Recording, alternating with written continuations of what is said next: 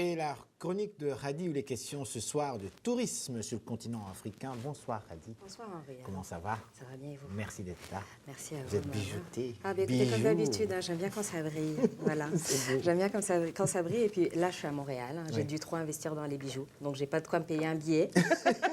Mais en tout cas, pour tous ceux qui veulent partir en vacances, j'ai quelques destinations en fait touristiques africaines que moi, en tout cas, je n'ai jamais visitées et que j'aimerais sont un peu dans mon top 10 hein, de destinations à visiter. Je ne sais pas si vous y avez été, mais en tout cas... c'est vrai que les Africains, je généralise, mais peut-être qu'on a cette impression qu'on ne visite pas beaucoup nous-mêmes notre continent. Mais en tout cas, quand on est aller ailleurs, voilà, souvent. on a plus envie d'aller en Occident, etc. C'est un peu plus ça, alors qu'il y a de très beaux pays à visiter en Afrique. Alors là, je vais commencer par deux îles. Je vais commencer par l'île Maurice.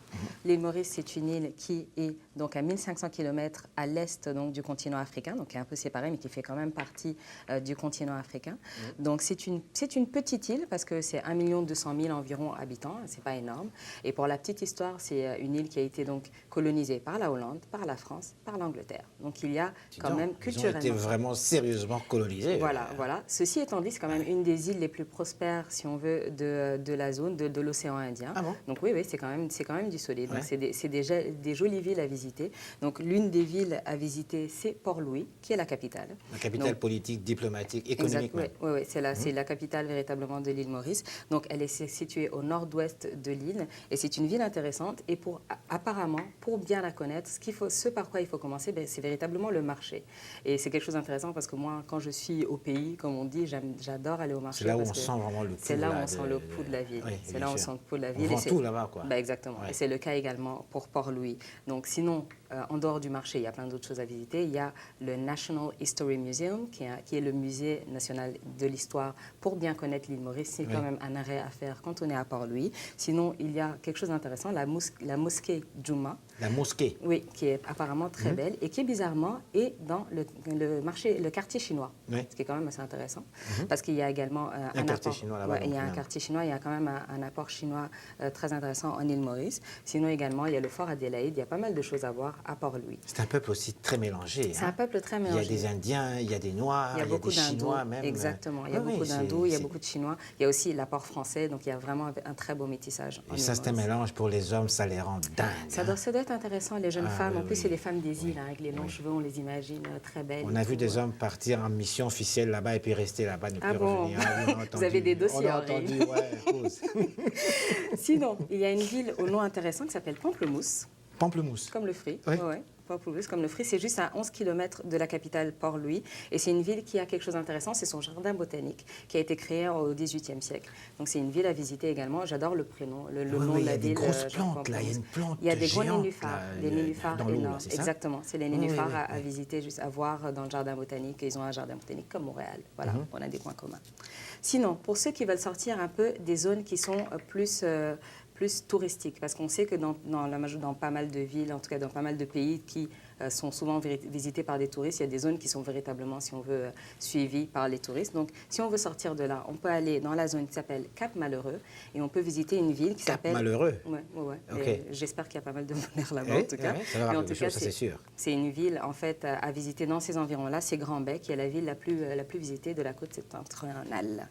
Donc, c'est pas mal intéressant. Sinon, il y a d'autres choses. Il y a l'île volcanique de Rodrigue également à visiter.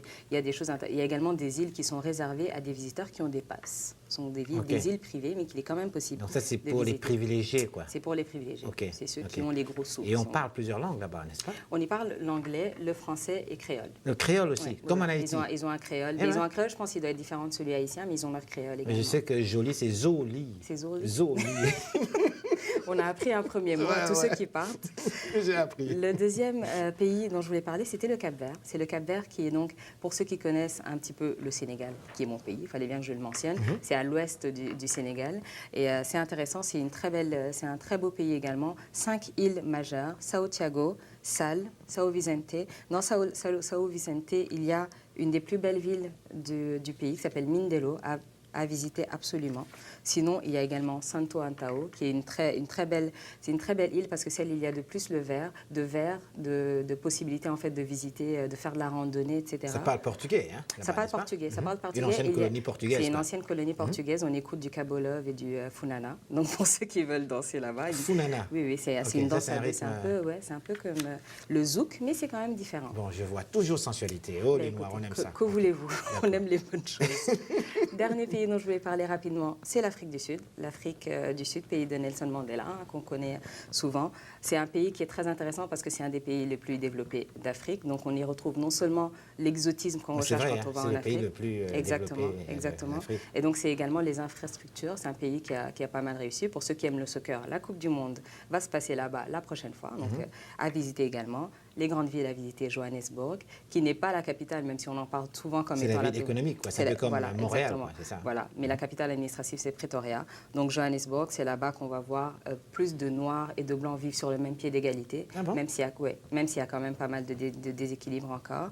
On peut y faire le tour un petit peu de la ville, faire des circuits de Soweto, qui est une zone pleine d'espoir, voir le Cap également, c'est une grande ville de l'Afrique du Sud. Avec du Cap, quoi. Exactement. Oui. Et également Durban. Durban, c'est une ville dont on parle plus rarement. C'est une ville qui est dans la zone du KwaZulu-Natal, qui est également très très connue. Donc c'est une ville à visiter également. Donc je vous invite, chers afro-mondiens et afro-mondiennes, à faire un petit tour en été, hein, si vous pouvez. Et puis moi, l'année prochaine, je vais économiser, je vais acheter moins de bijoux. Allez faire un tour, quoi. Ben oui, on va faire un petit tour, on va voir un petit peu ce que ça donne. Moi, je suis très très curieuse de voir tout ça. Bien, merci pour cette chronique. On invite donc notre public à suivre. Oui. Alors, restez là. Nous sommes de retour tout de suite après ces réclames publicitaires.